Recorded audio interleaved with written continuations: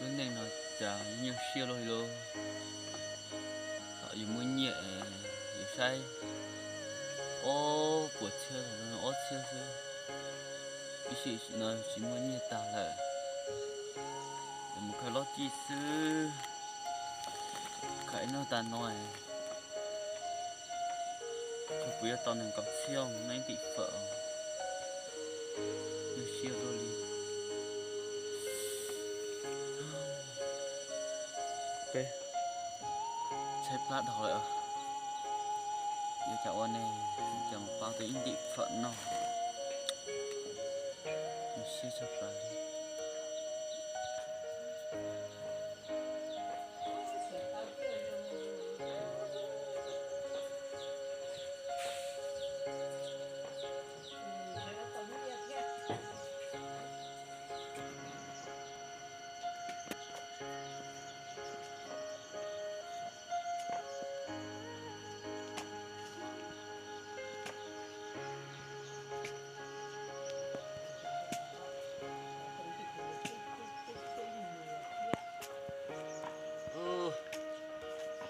Mình chế thà xin khỏe cũng mong thôi không món nó so sắp lạ luôn.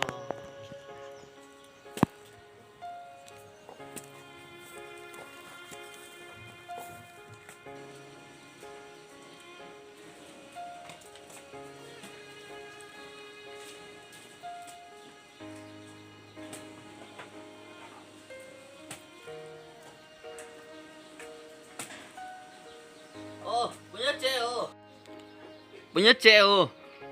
Woi. Punya ceo. Ồ, chế rồi. Ồ, có hả? Ừ. Nó có chế rõ. Ừ.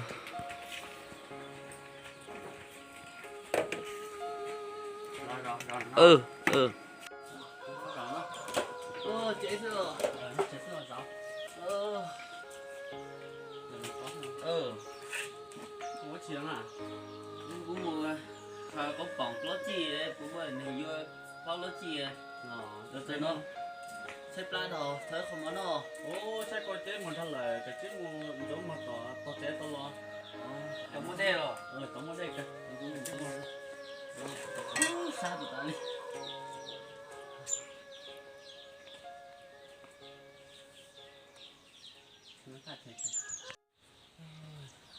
giờ sao này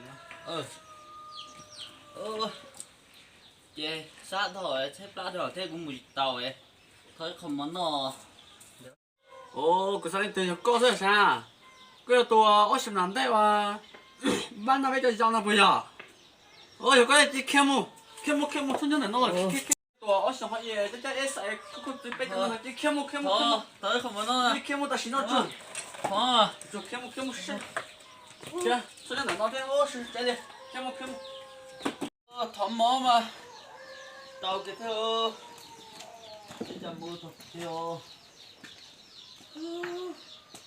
thôi đấy mà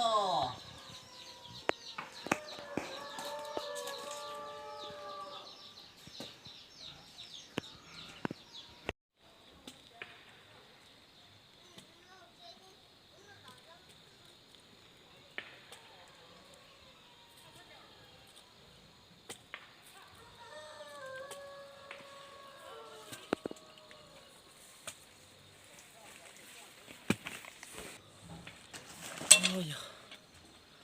Xếp la luôn đi đồ chà dù cho cái mua nhia thấu thì dù mua nhia nè mua chơi xài trong ta nè đồ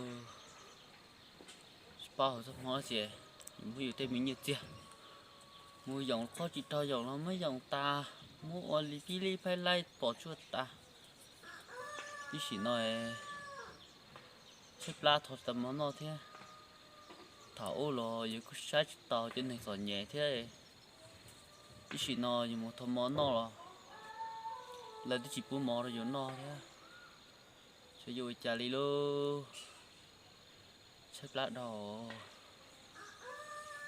bao vô chả li lô có lì thảo dù này muốn nhẹ dù lui trên này sợ nhẹ thế dù chạy chạy ít xài rồi giờ đã thâu lại thế ít xịn nói thảo dù chế mùa là chỉ bao dù chế là có chế còn số mùa tà lấy bao dù là chỉ tới dù là cũng chỉ cả bún mò nó thế tôi sẽ xa được